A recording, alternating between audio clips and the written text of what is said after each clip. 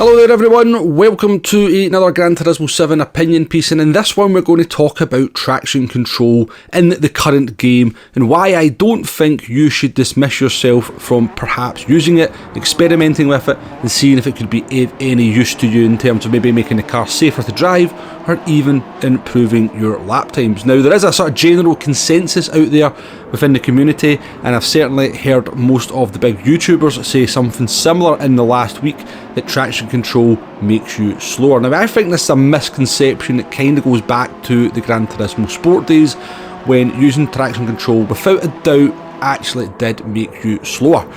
When you change gear back in Gran Turismo Sport on the straight, you actually seen the traction control kick in, so it could actually slow you down on the straight a little bit.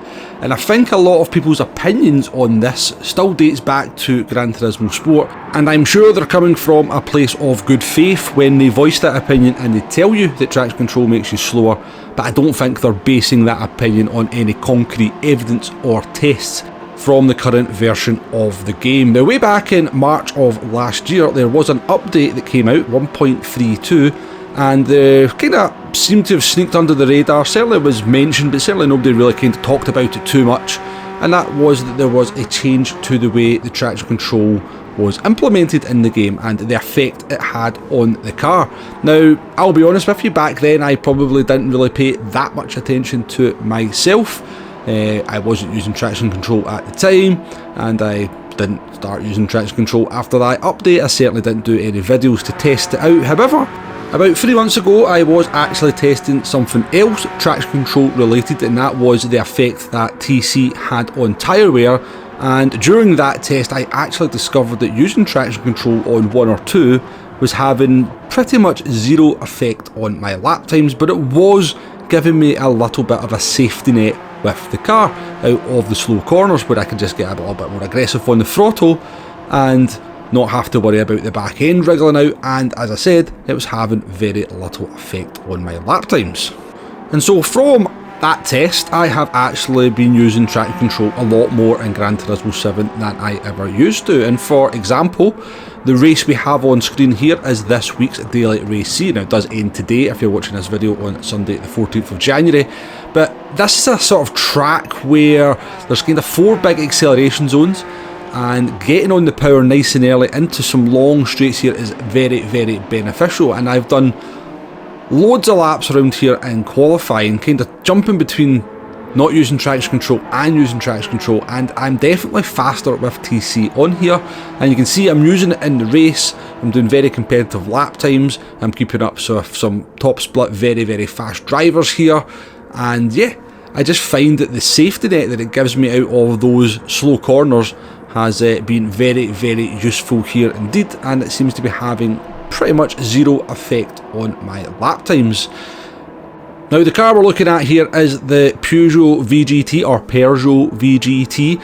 However, I did do my qualifying time in the Ford GT race car, the 2000, well the old one, you know what I mean, as everybody else has. And I'm sure you have, if you've done any kind of number of laps in qualifying, you've certainly found that the back end of that car likes to squirm out of turn 1, out of the international horseshoe, out of the hairpin just after that, or indeed the kind of banked corner as you're trying to get on to the banking, or the corner just before the banking. I'm sure you have lost the car many times when you've been trying to sort of push the limits there, as did I without traction control. But when I put the traction control on, I had no problems with the back end of the car sticking, and my current qualifying time is a 1:43.9. It's currently top 200 in the world. That's definitely punching above my kind of usual place in the pecking order in qualifying.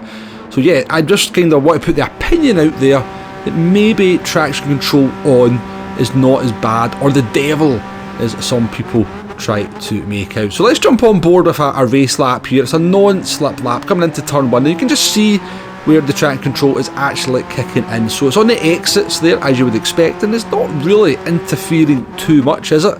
You know, it's not a kind of a fail-safe. You know, you can still move the back end of the car out with TC on. Now we are just running TC on 1 here, but you can see that it's not really interfering or kind of activating too much here compared to to what it was like in GT Sport. Now when you're in GT Sport, if you went in here at the throttle, it would just flash completely red, but you can see it's just a couple of blinks of the red there as it helps the car to remain stable on the acceleration zone. And this corner in particular is where I found it most useful, because in the Ford GT in qualifying you need to get on that throttle so early out of that corner that I was losing the back end on a regular basis. I'm sure you were as well. Now don't get me wrong, you can go just as fast, or certainly the difference between TC on and TC off, as far as I'm concerned, as far as the testing I've done, is pretty much negligible. But you know what?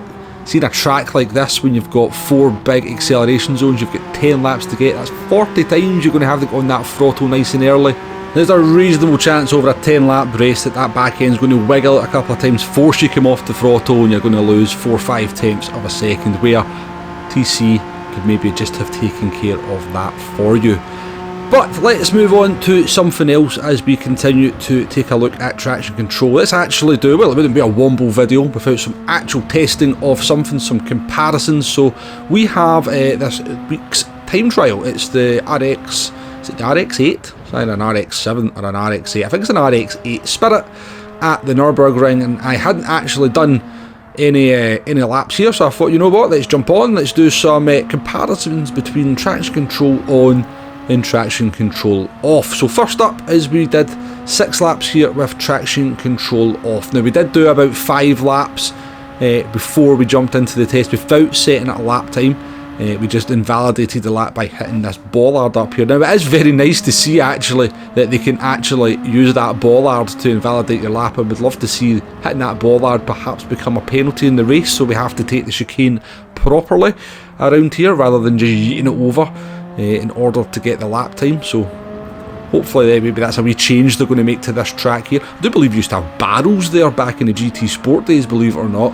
But yeah, we come across the line here for a 223.3 without traction control on. We're going to pull to the side here, and as we take a look at the I don't even know what sheet we would call this, but it's got all our sector times on it. We can see our optimal time is a 223.0, and that was without using traction control. That's gold by 1.2 seconds at the moment. It's not particularly quick, it's certainly not quick at all, but as I said, we were just kind of jumped into this time trial and hadn't really pushed it too much. So we did another session here, just jumped on immediately after. This time we're going to use traction control on 2, just to kind of emphasise that, you know, not just using it on 1, we put traction control on 2.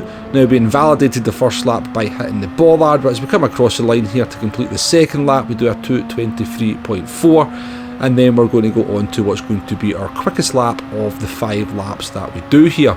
Now, how does traction control kind of manifest itself here? I would say the biggest difference you might notice is maybe how early you can get on the power out of turn 1 here. Now, the car does have quite a lot of grip on the rear, but you certainly can move that back end out if you get too aggressive on the throttle. I wouldn't say this is a car and track that really benefits from the implementation of TC compared to Daytona. In the Ford GT in particular. The Peugeot VGT does have a bit more rear grip and stability, so I don't know if the gain or if the TC or the kind of the safety net is big when it comes to the Peugeot VGT. But as we cross the line here, fast forward through that lap, we do a 223.0, so already gone, what was that, 3 times faster than our non-TC lap, and that was going to be the fastest one we did of this session. And yeah, I'm not saying that kind of conclusively proves the TC's quicker. What I'm trying to prove is it's not really slowing me down.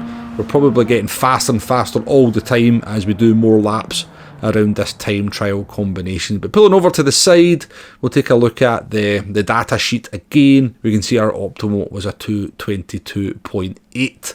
So not a massive difference between TC on and TC off, but I decided, you know what, let's push it a little bit further. So we went back out here to set a quicker lap time. Now the first 5 laps I think of this run, I believe, were done with TC on. We've done a 222.868. Then we turned the traction control off and decided to see what kind of lap time we could do. Or could we match our lap time? Could we go even faster? It's coming into turn 1 here. TC is off. getting the, not kind of using, well, I don't like to call it a glitch, the downshift, because I actually think it's something that would probably work in real life, albeit you would completely destroy the engine, the gearbox and the clutch. But I do actually think that if you could do that in a real car, without braking everything, it probably would be the quickest way to slow down the car. That's maybe a discussion for another day. But coming through the first sector here, you can see we are 2 temps up on our 222.8, so there's been a very good first sector with the non-TC on, or non-TC run. And we'll just fast forward through the rest of the lap here. There's no point watching the rest of it, just to show that we complete the lap, and this is a genuine lap and the traction control was off the entire time. Coming up to through the chicane here, coming out the last corner, even we're 3 temps up. There's going to be a pretty good improvement. It's a 222.545, and you're thinking at this point, well, Wombo, you've just went quicker with TC off. Has this not kind of blown your argument completely? Well, I was kind of thinking that as well. I mean, that was a little bit of an outlier, that lap. That was considerably faster than anything else we'd done, and we hadn't really came that close to that kind of lap time with TC on. But I was pretty certain that, you know, I was quite confident with my kind of theory that traction control on does not make you any slower. As I said, this isn't a video where I'm trying to tell you it makes you faster. It's a video I'm trying to tell you it doesn't make you any slower.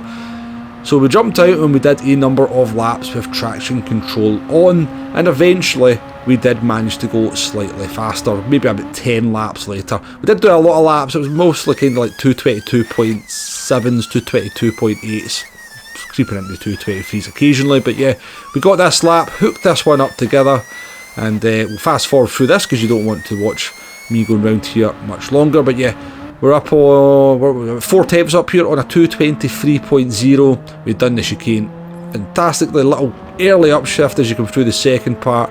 We're a half second up on this 223. All we've got to do is get the last corner right. It can be a tricky corner on this time trial, no two doubts about it, but on the throttle nice and early, you can see that delta going up, and it's over half a second faster for a 222.488. So yeah, what's that, half a temp quicker than we managed with TC off. Now we were actually going even quicker in this one. I think we're about 2 temps up at one point through the first sector here. And again, it's just through this first corner, you just had that safety net where you could just rattle the throttle down without any regard for the rear end of the car spinning out. And it just, as I said, I'm not trying to say TC makes you quicker. I'm just trying to stress, try to put it out there that I don't think it makes you any slower, and the safety net that it gives you can be incredibly beneficial. So yeah, we're a temp up here coming out, you know, and we've absolutely nailed that exit, so we have. So we're going to be 2 temps nearly up come through the first sector, and then we actually do make a mess of it down towards the hairpin, I believe.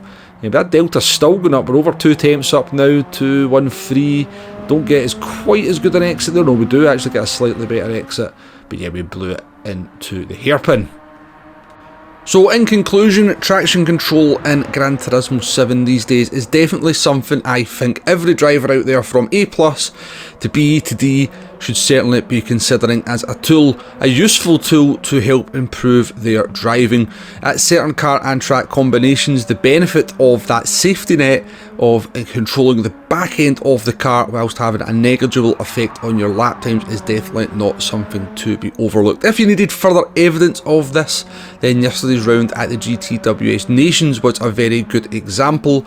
It was the X2019 and it was at Spa. The rear end of the car was incredibly tricky. If you didn't run traction control, it was very easy to just touch the throttle even in 4th gear on a curb and put the back end of the car round. If you had traction control on, then the chances of spinning out were massively reduced. I watched Tidgenate yesterday, I watched about a Digit yesterday. Both of them were running traction control on, and they seem to have little problems with the rear end of the car while setting very, very competitive lap times. I also watched some of Key's races who didn't run traction control, and he put the car into the wall on all 3 of his, and the difference in lap time between Tidgenate, Digit and Key was pretty much nothing. They were all setting very, very similar lap times on the soft tyres. So yeah, I think there is just this misconception, a legacy misconception if you like, from the Gran Turismo Sport days, where people are very definite on their opinion that traction control definitely makes you slower. And when opinions start becoming facts without evidence and testing to back it up, that's where I start to get a little bit annoyed, because all the evidence, not just from myself but also from watching that race yesterday at GTTWS Nations, suggests to me, and I'm very confident in putting my opinion out there, that traction control does not slow you down, and the added safety net that comes with it is definitely worth its weight in gold at certain track and car combinations. So yeah, that's my opinion on traction control in Gran Turismo 7 these days. Let me know what you think in the comments. Keep it constructive as always. Hopefully you have enjoyed this video. Thank you very much for watching, and I'll catch you on the next one. Goodbye now.